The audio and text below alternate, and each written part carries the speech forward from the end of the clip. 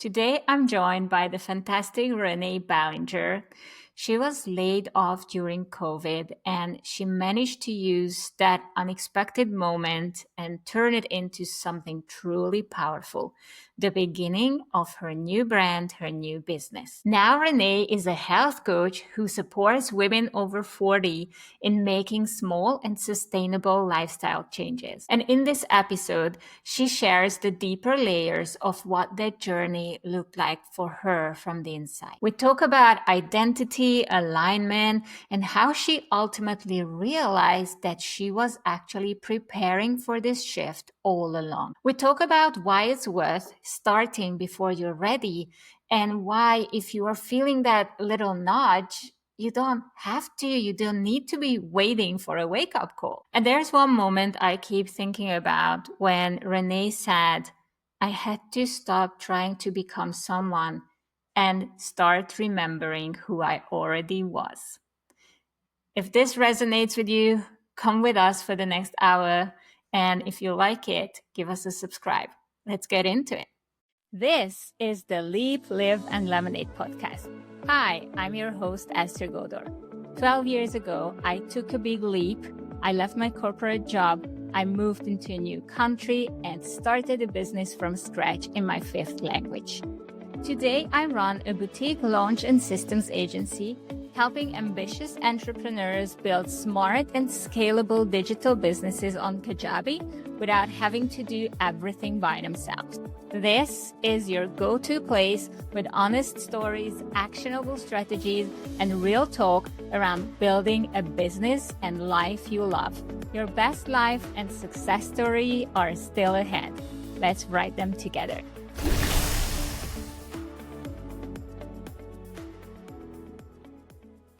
Hey, Renee. How are you? Good. How are you? I'm good. Excited to do this with you. I am too. I'm just so excited to chat.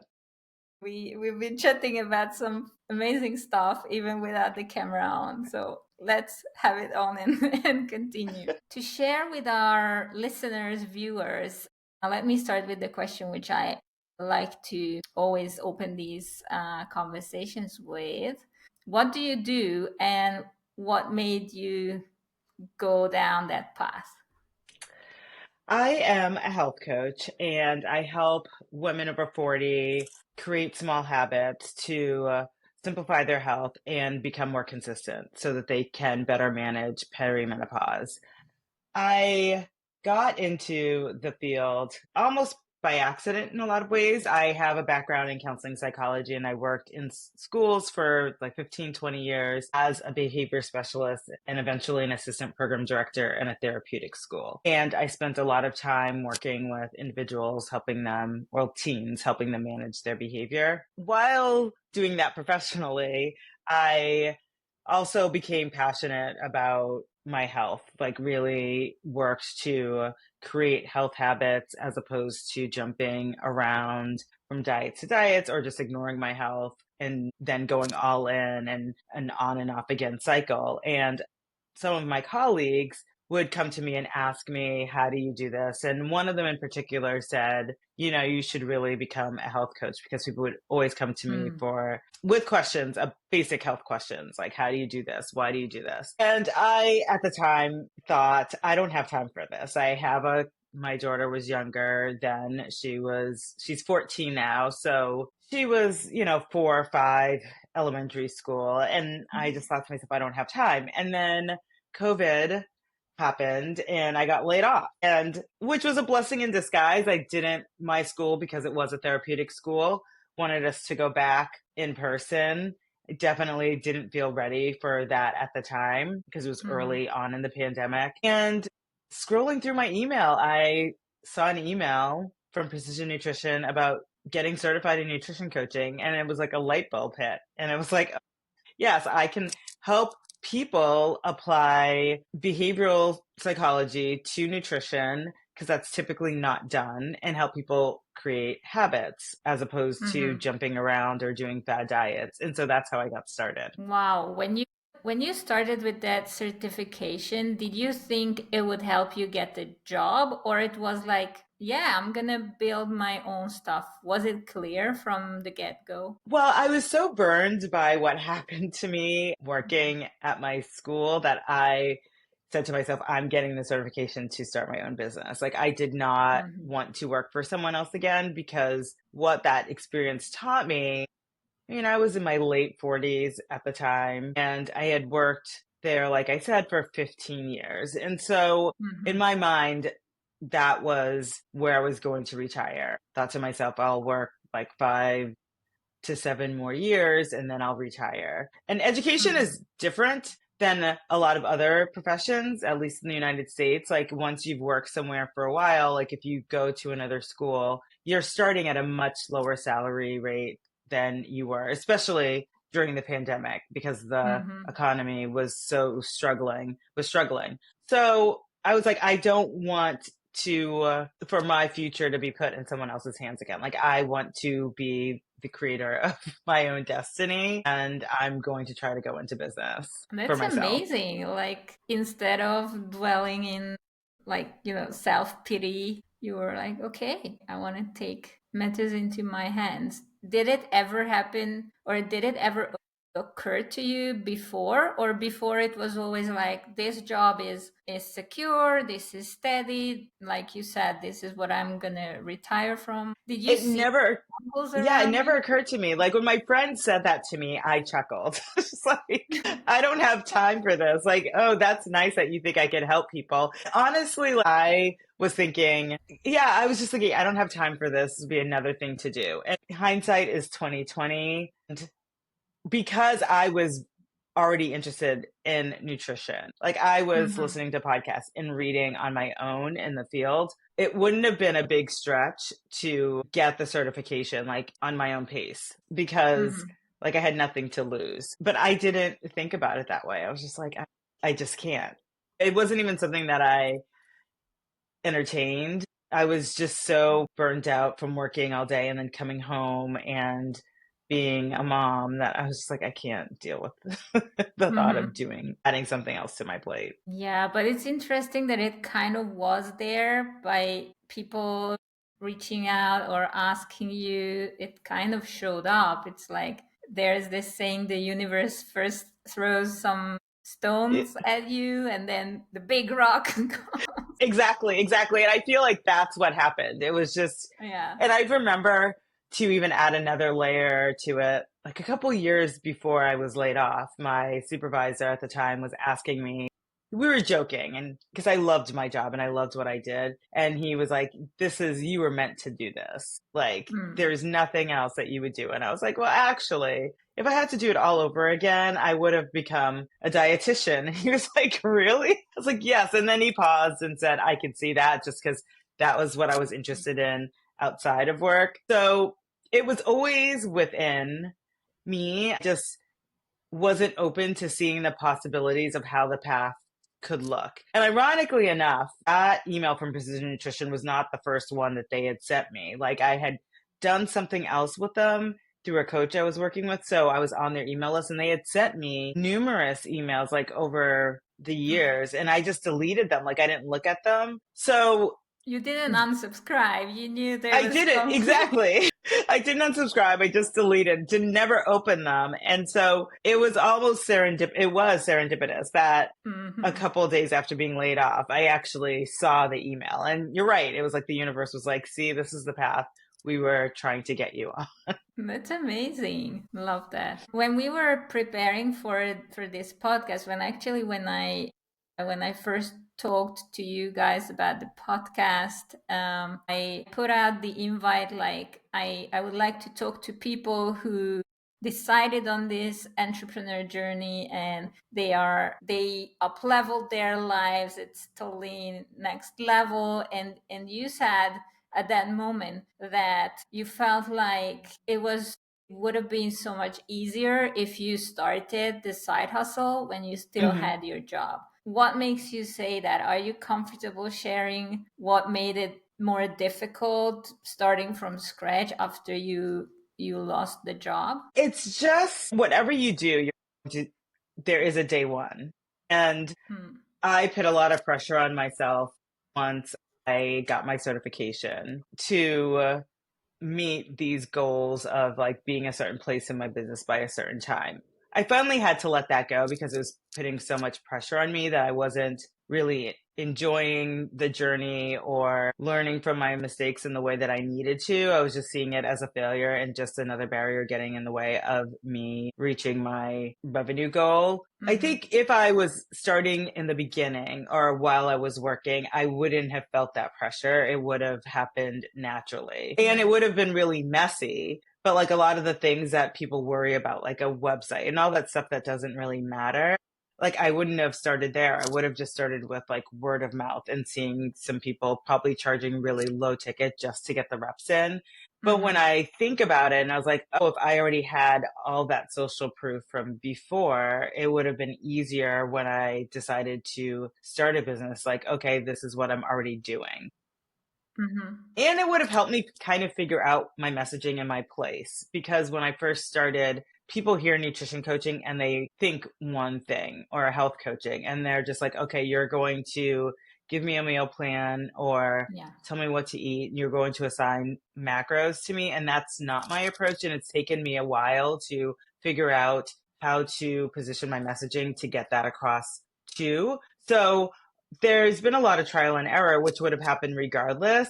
And I think if Mm-hmm. I didn't have that pressure of, okay, I'm just going to start my business and have this really aggressive revenue goal. If I already went through that while I was working, I would be so much farther along than where I am Mm-hmm. now. But conversely, like I'm exactly where I need to be.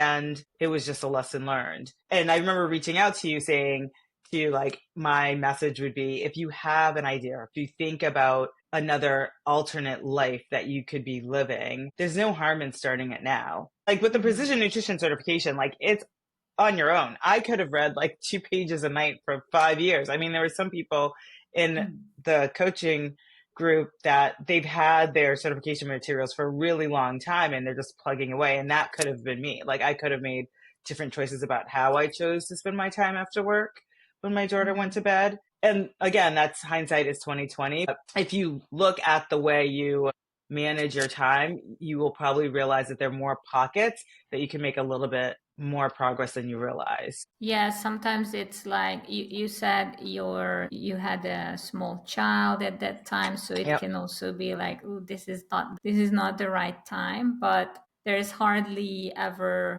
a perfect time for exactly. something like that.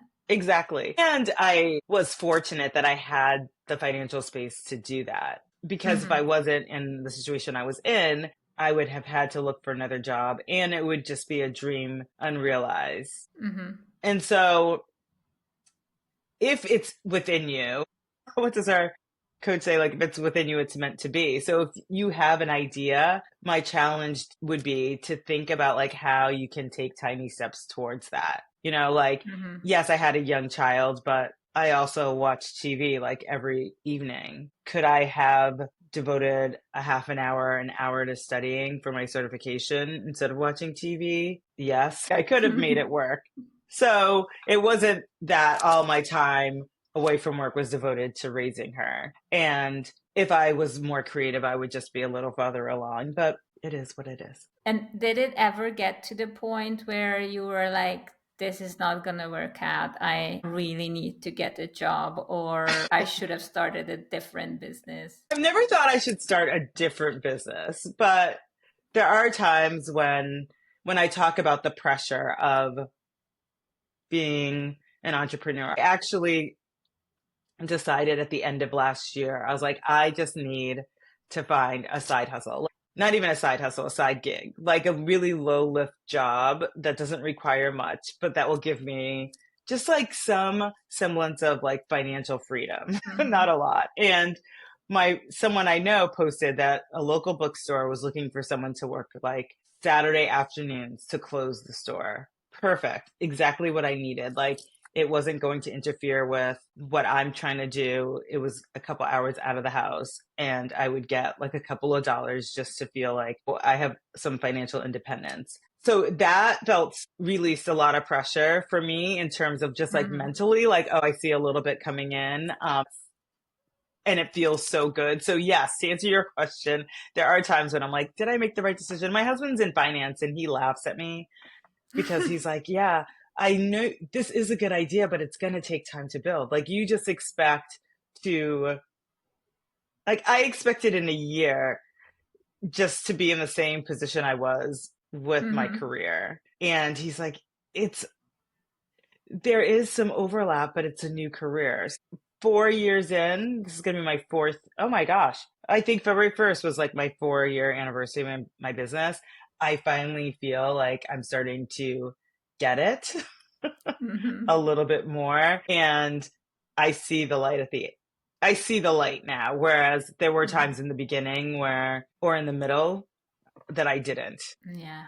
It's funny. My husband is an external CFO, and I listen to the same stuff from him, and I never believe him. And then a few years later, when he told me in 2014, like, this is like a 10-year project. And I was just thinking back to that, yeah, actually, where I wanted to be in a year, that's where I'm kind of now. Actually, I'm also in a way better place than I ever thought was possible with this, but it really took 10 years what to get there, also mentally, like growing up for this whole, like holding space for it. I was just a crazy chick running around when I started out, in pretty much the first couple of years, because I thought, the typical thing, like you got to do everything by yourself, got to save money on that, and then takes sometimes years to realize, oh, if someone helps me, I can make better money with what I'm best at.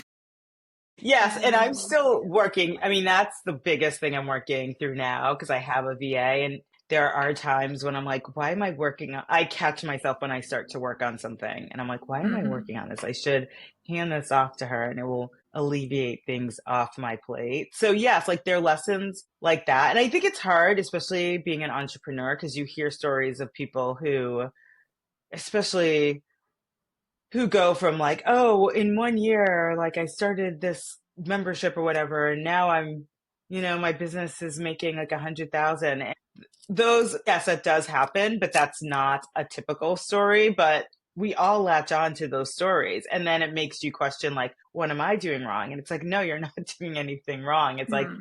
you are exactly, you don't, I had to remind myself that I don't know the lessons that people learn to get to that point. And I just, similar to health, like I need to stay in my own lane because it's not helping me looking at someone else's business thinking that I'm doing something wrong because I really don't know what's going on in their business. Yeah, it's like you don't know the whole story. That's probably not their first attempt, or if it Yep. is, then it still doesn't mean that it's what's supposed to happen for everyone.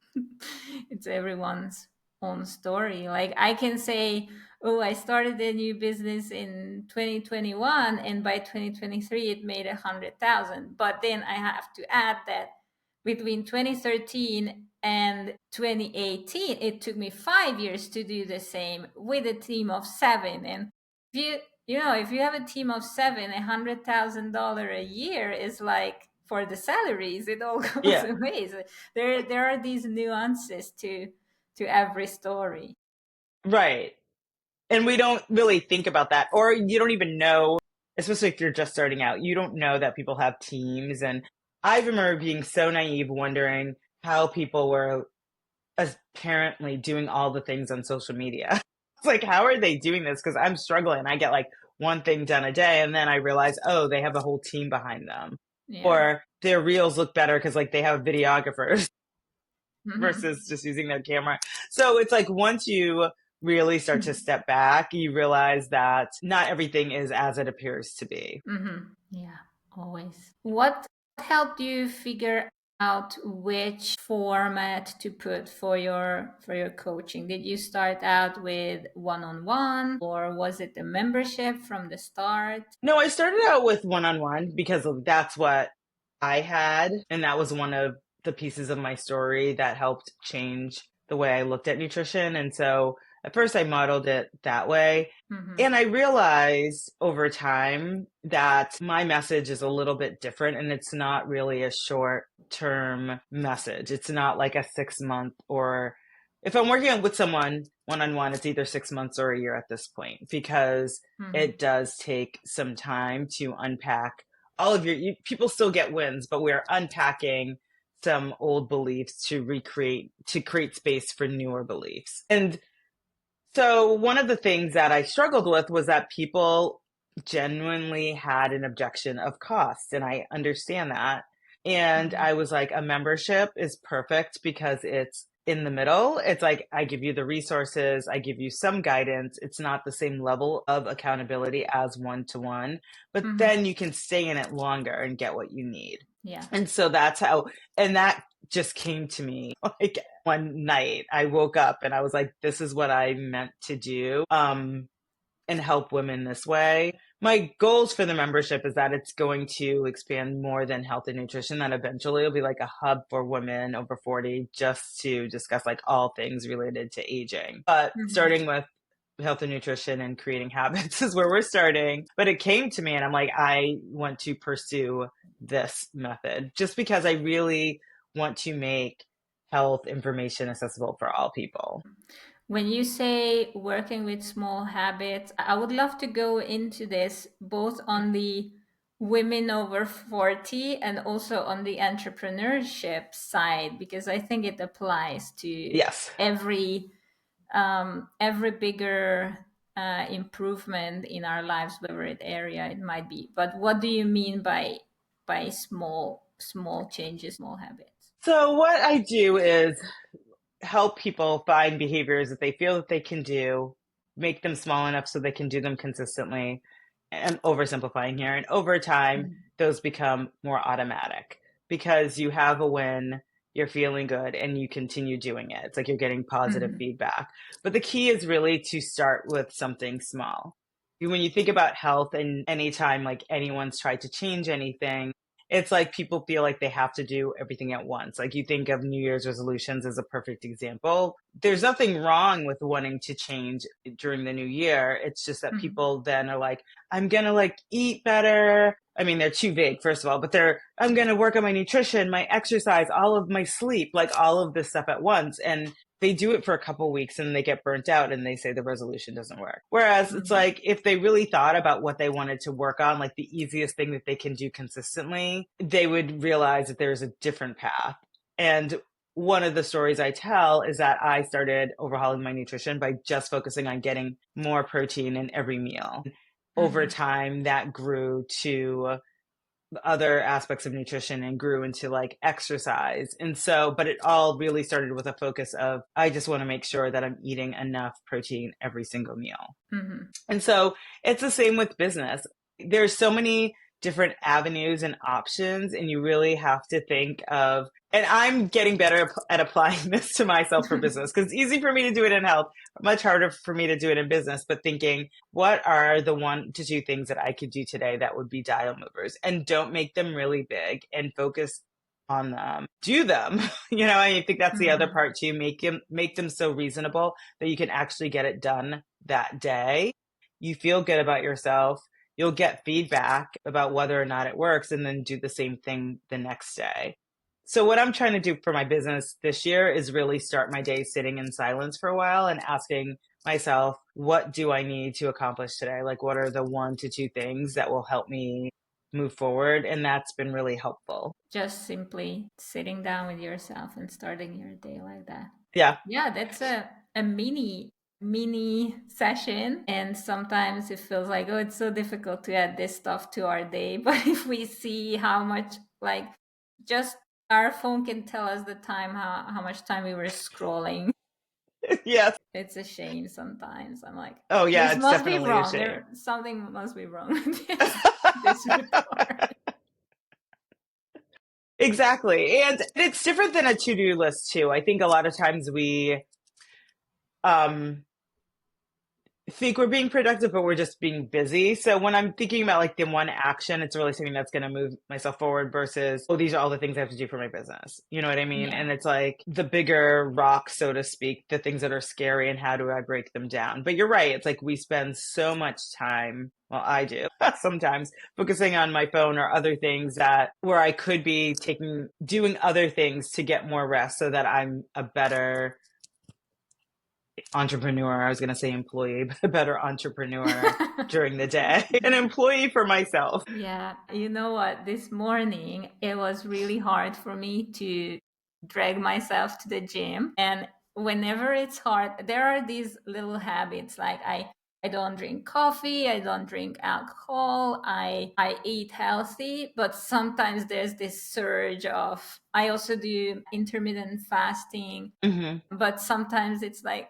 I don't care. Just give me a pizza at the worst time when I shouldn't be doing that. And what still helps me, there's this other layer, is like if I was already the person I want to become, would that person actually eat that pizza, or would that person freaking put down this phone, get out of bed and drag herself to the gym? So that helped me this morning because that person would do it, but that person is me. So Yeah, and that's how I start with a lot of my clients. Like I have them envision their future self and mhm. what they want her life to look like. And I think that's a great starting point because when times get sticky, you're like, what would this person do?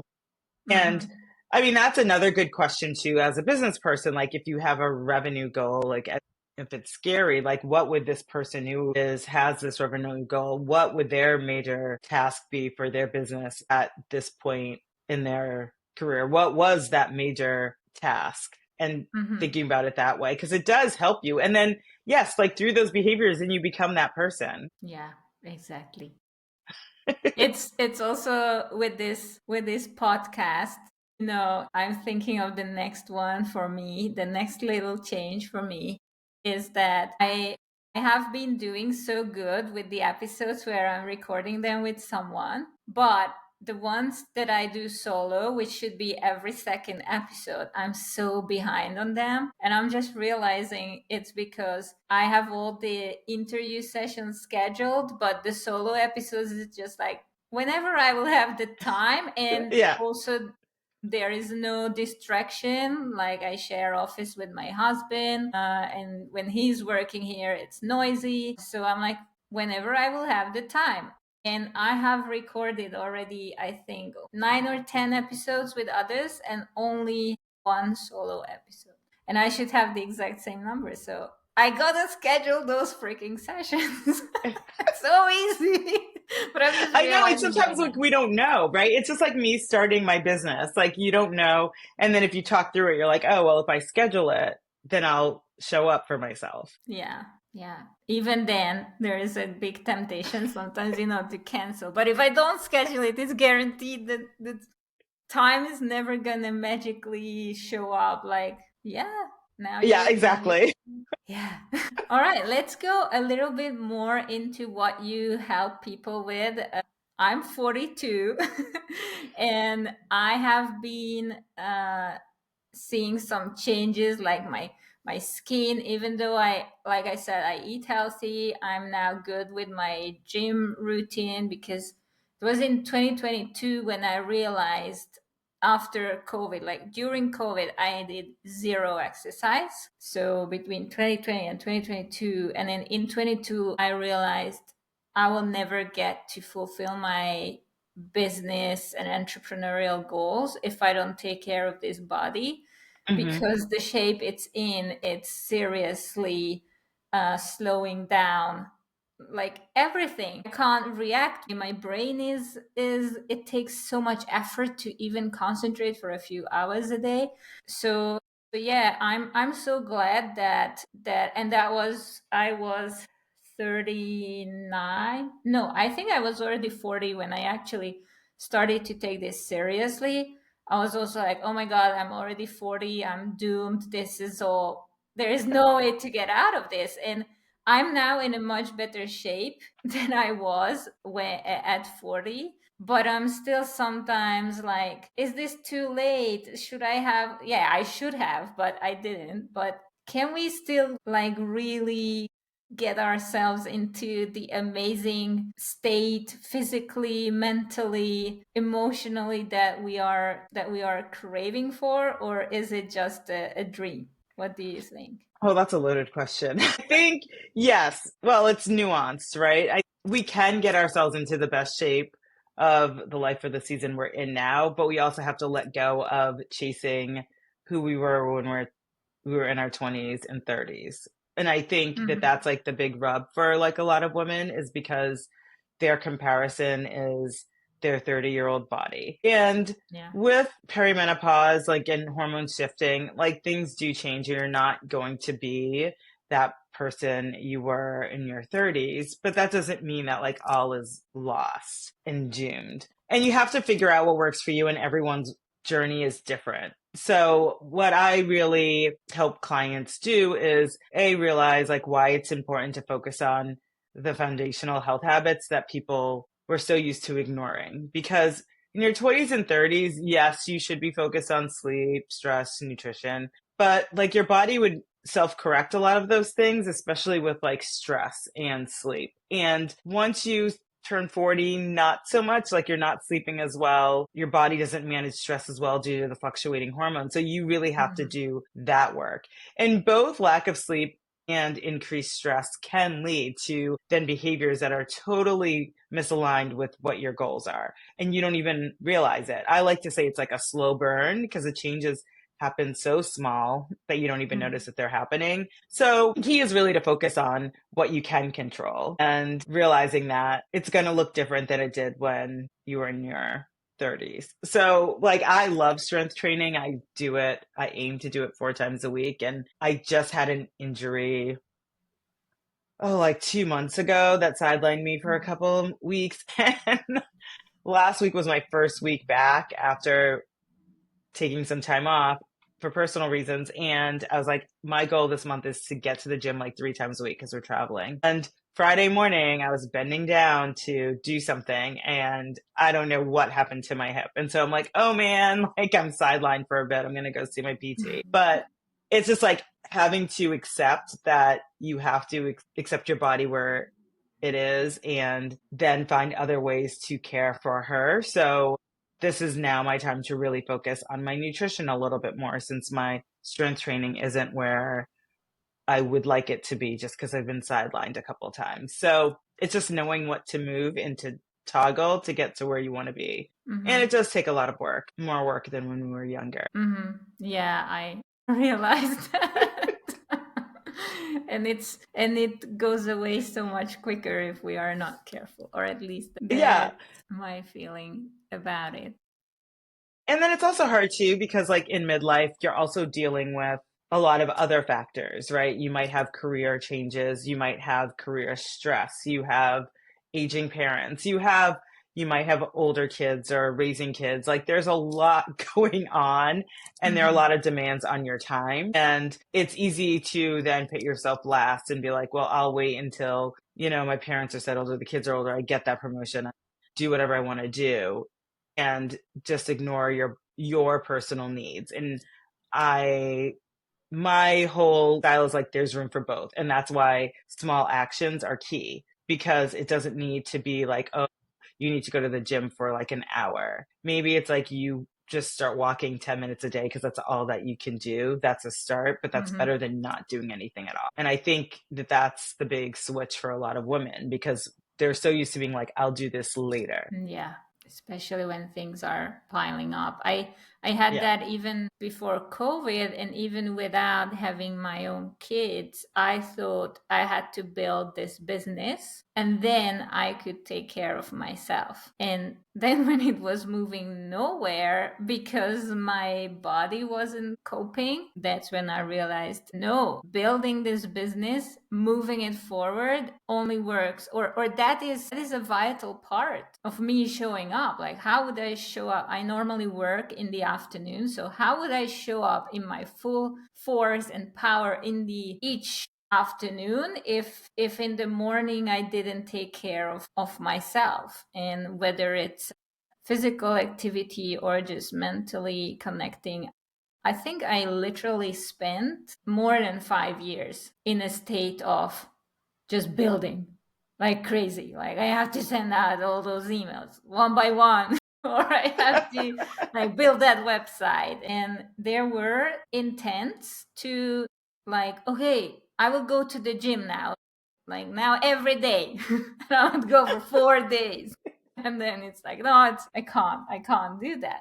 But yeah, I'm definitely the type of person who goes with like all in, all or nothing, and it fails more times than not. And then I did misuse my body and also mentally. Oh my god, I'm just looking Yeah, back and at that's that. that's so common. I mean, you're not alone in that. And I mean, one of the things, I mean, obviously, that is where I thrive a little bit more. But what I did was similar to you. It's like when I was figuring out when I was going to work out and do all of that stuff, I think it took me, well, no, because during COVID, I started working out in the morning. When I was working at the Mhm. school, I worked out in the evening, or in the afternoon. But then I was just like, you know what? I'm just going to do it first thing in the morning and do it and then start my day and then walk after work or sometimes in the middle of the day, depending on the weather. And that was such a big game changer because you're right. Like you start your day energized, you feel good. But for me, it's sleep because I can stay up way too late just doing nonsense, not even anything productive. And what I Same. find is that when I do that, I'm not my best self in the day. Like I'm distracted a lot at work. It's hard for me to focus. And for me, it's like I have to remind myself at night, it's like you are going to bed on time because like it's your next day starts tonight. It starts Oh, by I love following that. my bedtime routine. So that is really where I needed to spend a lot of time figuring out what works. And it's still Mm. trial and error. Yeah, I love this. Your next day starts tonight. I will use that because I still really struggle with going to bed. I'm like all fired up with my brain at night, ideas coming like why don't I plan out my whole year right now at 11:30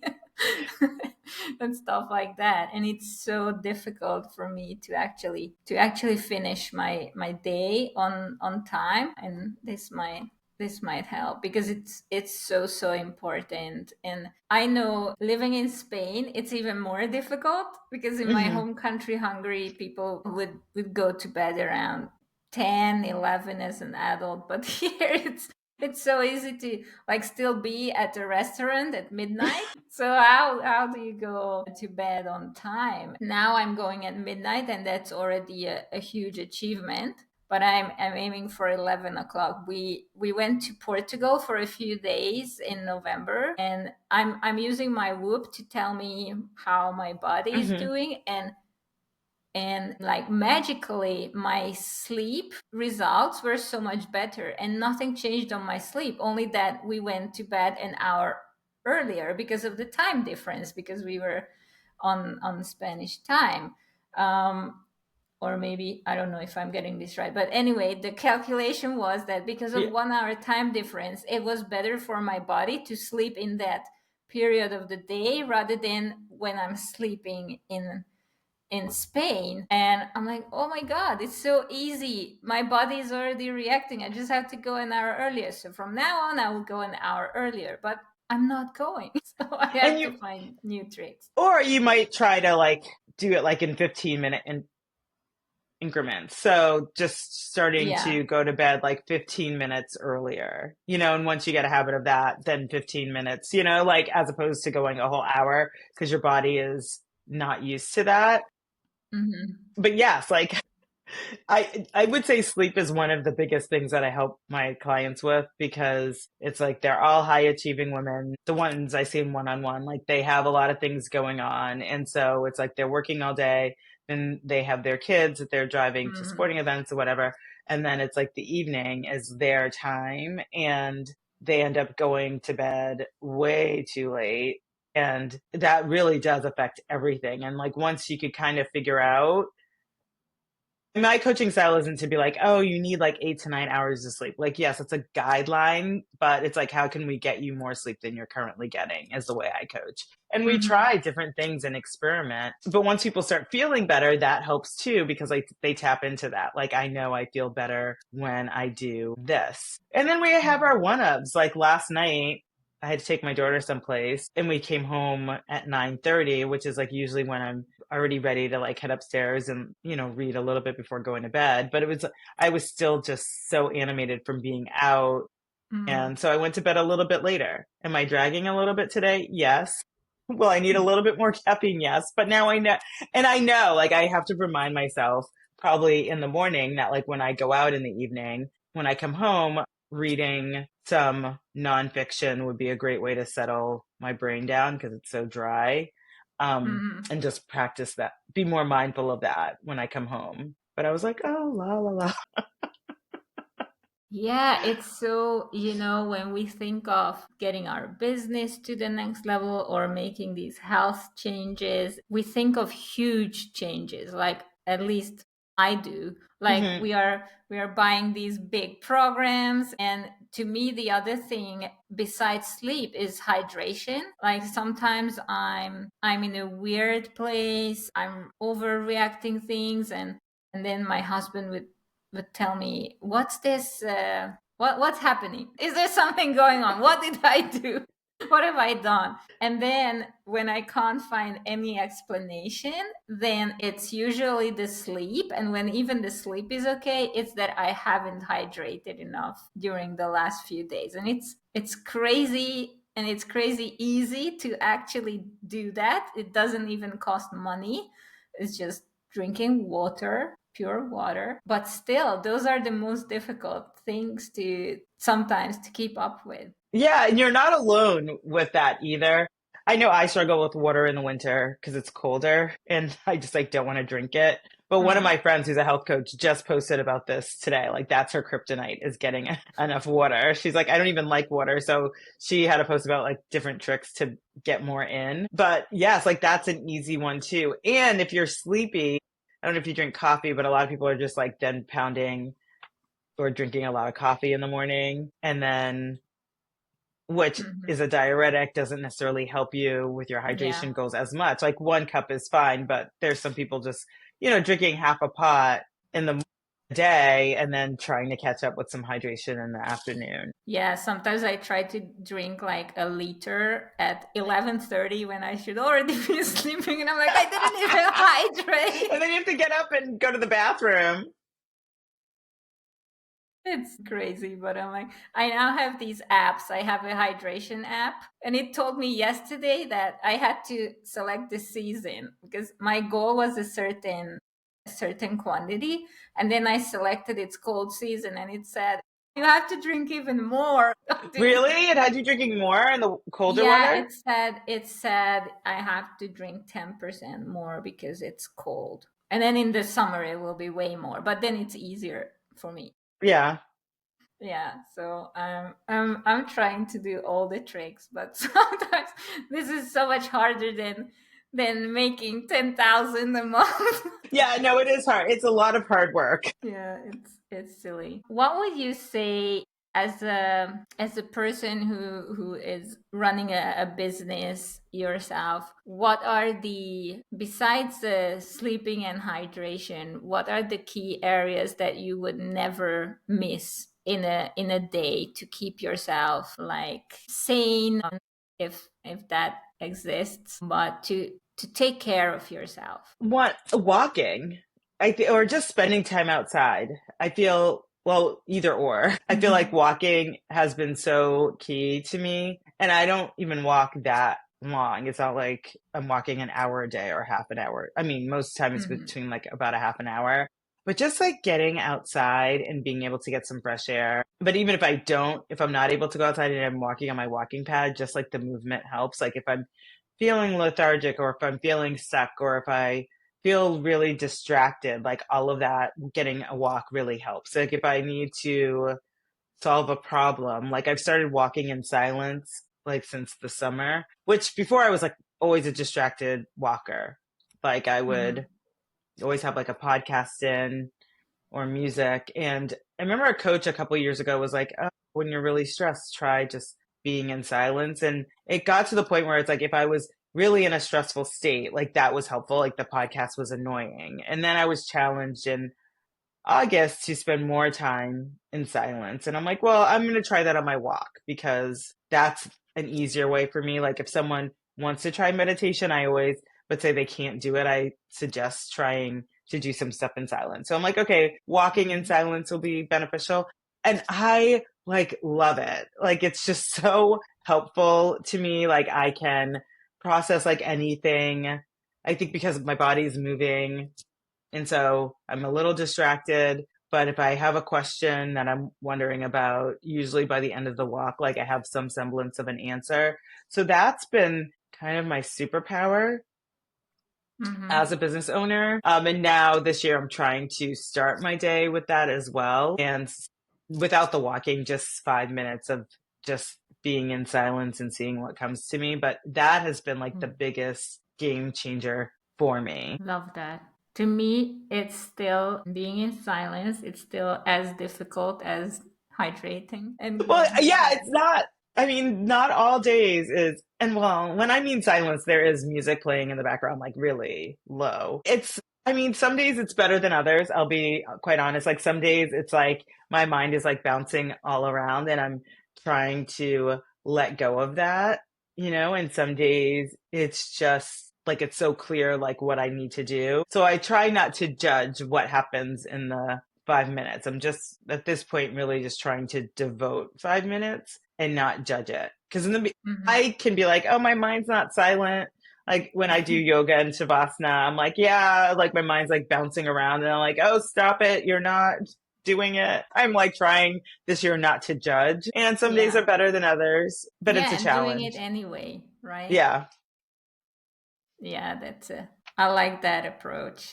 Because otherwise, yeah, you can't always do these things perfectly, and not doing them because you don't do them perfectly is doesn't make sense. When it comes to work you do with your members, what would you say? And I think our listeners here are mostly women 40 plus, Mhm. so they will probably resonate. What is the typical area where they are stuck when they come to you? Yeah.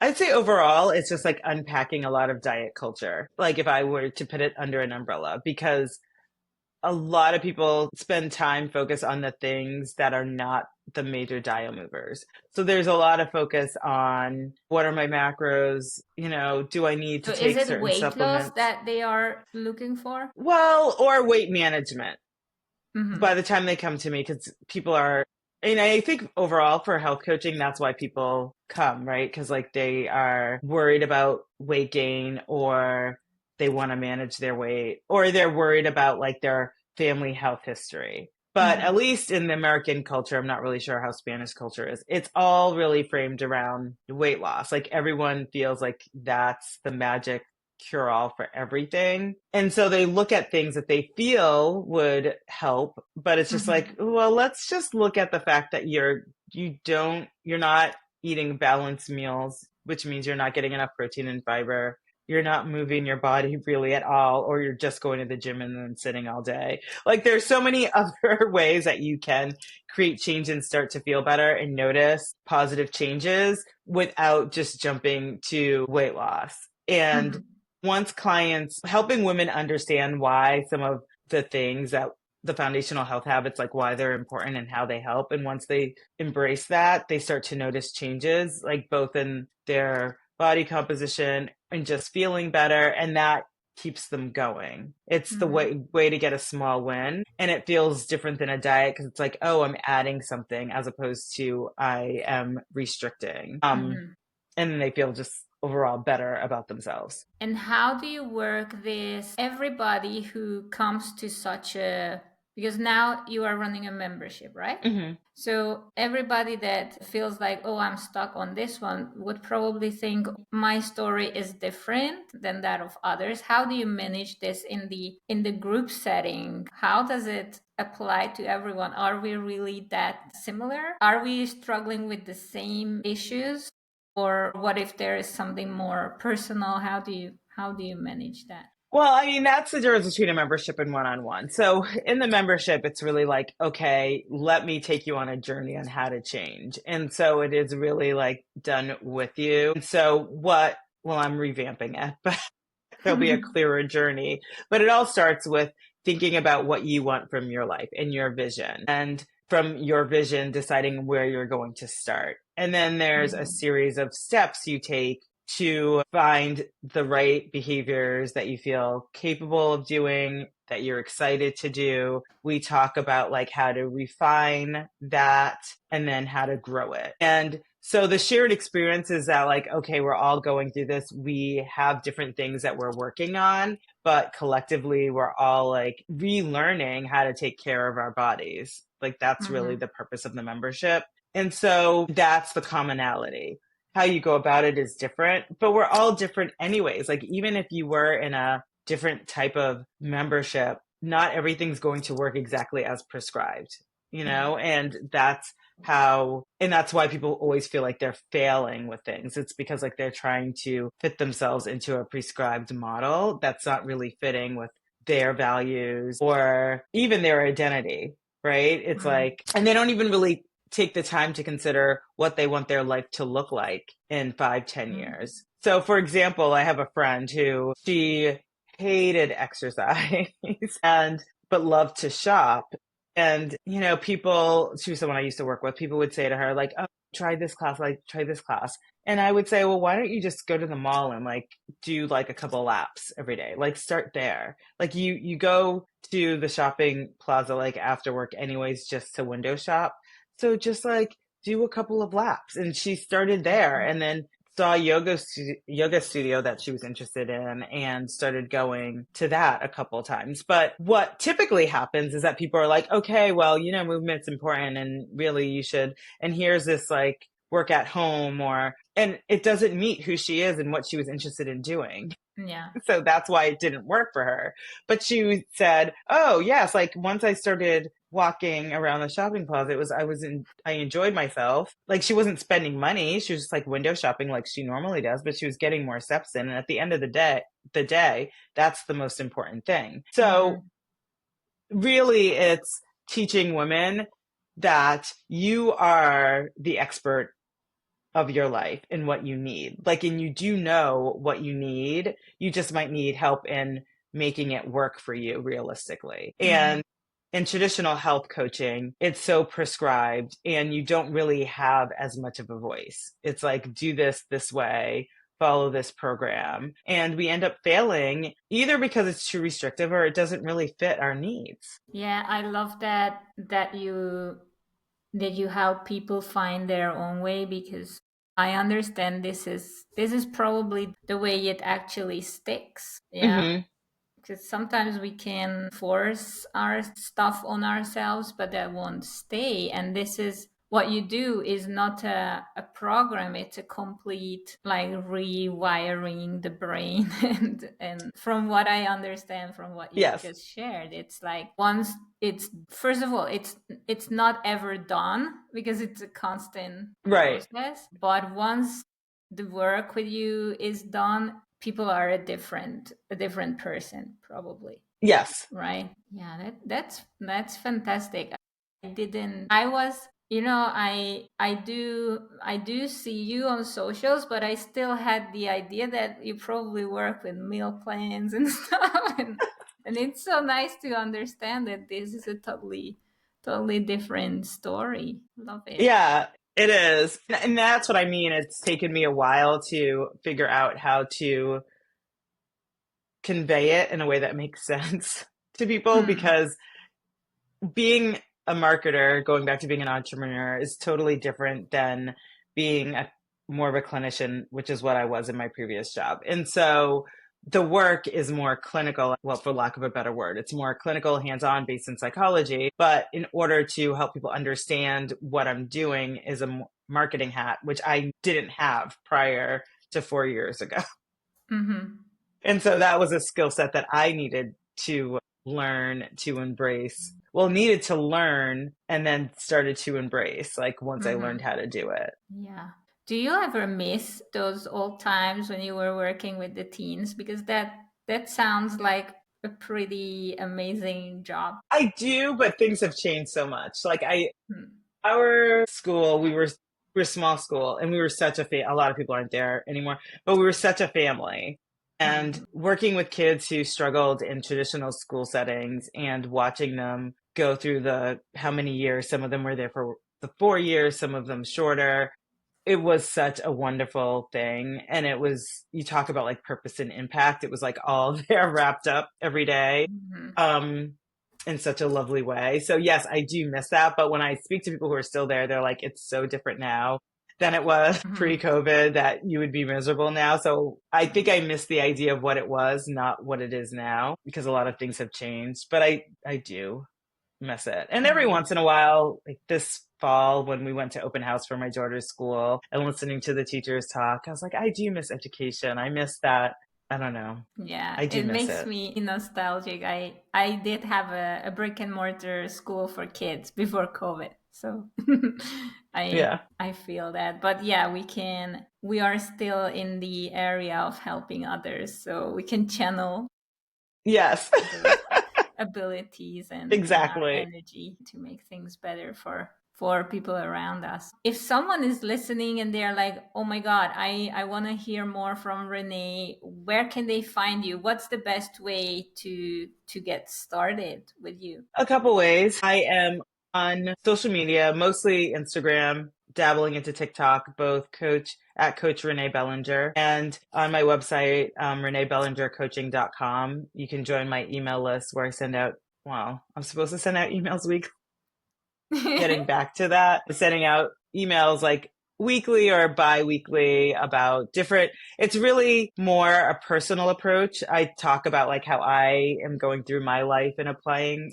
a lot of the principles that I talk about, as opposed to just lecturing people all the time. I just talk about what's going on in my life and how it applies to health behavior change, Hmm. and gives people ideas how they can apply it in their life as well. So those are the best ways to reach me. Well, we will add these links into the show notes. And like you said, it's still a process, a journey Mhm. for you too. I'm curious, where do you see yourself in a year, in 2 years, with in your life, but also with this business, with this membership? What's your future vision? Well, my future vision is that, like I hinted at it before, but that it will grow from health and nutrition to encompass so many things, because getting older, there's so many layers to it. And I feel like there's so many reasons why women pursue weight loss, and there's like a sense of invisibility, not knowing how to dress for like their new body type and all of this stuff. And I really want a place where people can have resources for all of